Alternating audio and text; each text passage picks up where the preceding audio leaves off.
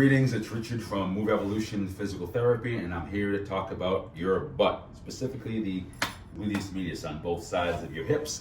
They help with abduction, stabilization. There's a lot of talk about what they do. And you go on the internet, you talk to trainers, what do the hips do? They do stabilization, they stabilize the hips, they do abduction, they lift the leg to the side. I have no problem with what the abductors do or the glute mediuses do. My problem is with how they're screened and how they're actually trained. What's the exercise prescription you're giving to your clients? So again, let me show you what they do in different positions, because they have different actions, whether the foot is planted or if the foot is open chain or up in the air. So let me explain. I'm just sitting here, laying here doing hip abduction.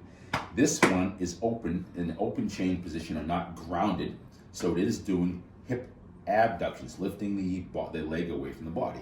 However, the one on the ground, if you're doing this correctly, is actually pushing down isometrically, so the one that's grounded is stabilizing the hip. Hip abduction, open chain, hip stabilization, closed chain. Let's go into a plank. A plank, right now, this hip is the one that's grounded, is stabilizing my hip. It's holding in place isometrically. Once I start doing open chain or ungrounded hip abduction on this side,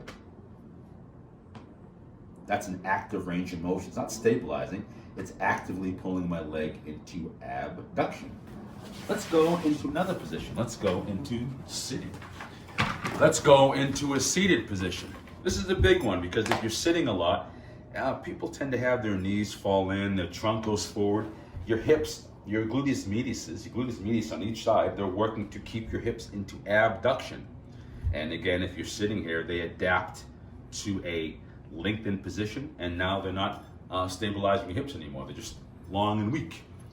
Standing position. Okay, your hips are working isometrically to stabilize the hips when you squat. The glute medius is on the side. They do keep your knees from going into a knock-knee to valgus position. So when you're evaluating someone in a squat and you see the knees going in, don't assume it's just the glute medius is letting your knees go. So if you see the thighs actually internally rotating, then it may be a glute maximus problem. Maybe both, but again, are the knees going in or are the knees rotating, or a little bit of both? So just a little side note, it's not just training the glute medius in squat, it can be training the glute maximus during a squat. Now, last one is a single leg stance. Say you're running and walking. Open chain, closed chain, or grounded, not grounded. This hip, when you stand, is stabilizing, so your left hip doesn't drop. Your right hip is stabilizing, so your left hip doesn't drop. This is actually working in an open chain position. There's a little bit of abduction here because you don't want the leg actually swinging in. So again, let's review. Open chain abduction, isometric abduction, open chain abduction, sitting, isometric abduction, keeping the knees from falling in. A squat, they're keeping the hips in abduction so you don't go into a valgus or adducted position. And closed chain stabilization, open chain, active range of motion.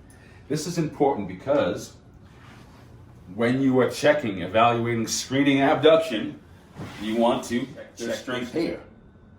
Can they hold it up for a certain amount of time, or can they exhibit enough strength to so you can't break them, you can't bring this down?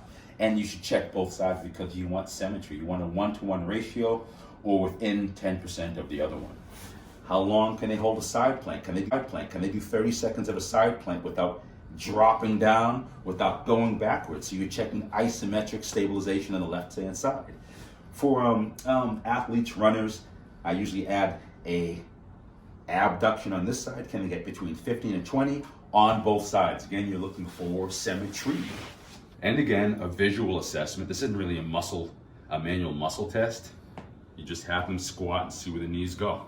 Are they traveling over the second and third toe, or are they traveling within the baseline? Are they traveling over the second and third toe, or are they traveling along the first toe or more medially? So when you do train, when you train or give the exercise prescription, yeah, if they're weak in this position, train them in that position. Train how you play. Just do leg raises, a little bit leg raises. If they're weak in a plank position, have them in a plank or add side raises. I love clamshells. I love clamshells with the band. I find I get more out of it with my clients if I have them going to a plank. So now they have to isometrically hold here while they do their active abduction on this side.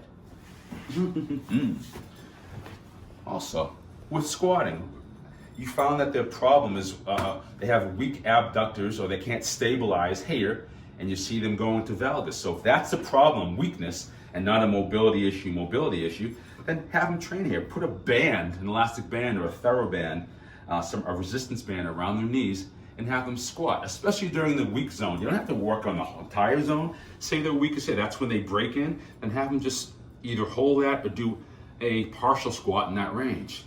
Here's a big one, and I think it's often missed, because again, when you walk, this glute has to keep this pelvis from dropping.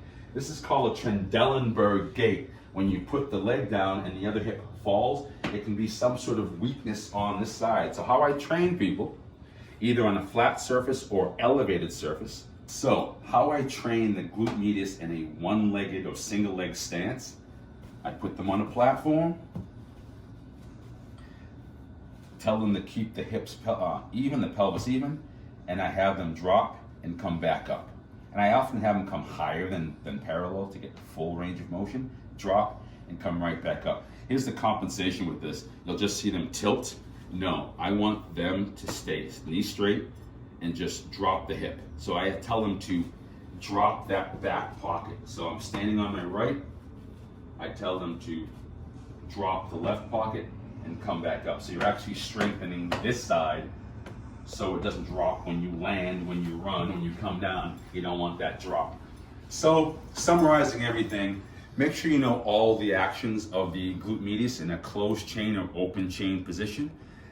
Screen in both, screen in open chain, closed chain position. And when you train, when you prescribe exercises, make sure you train them where the biggest fault is. It may be an open chain, maybe closed chain.